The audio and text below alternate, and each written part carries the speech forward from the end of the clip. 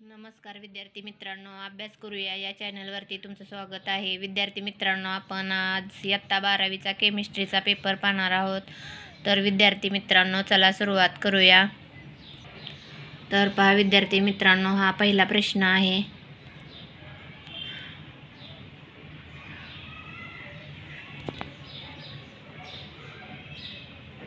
तर विद्यार्थी मित्रांनो, तुम्ही या चॅनलवर नवीन असाल तर सबस्क्राईब करायला विसरू नका.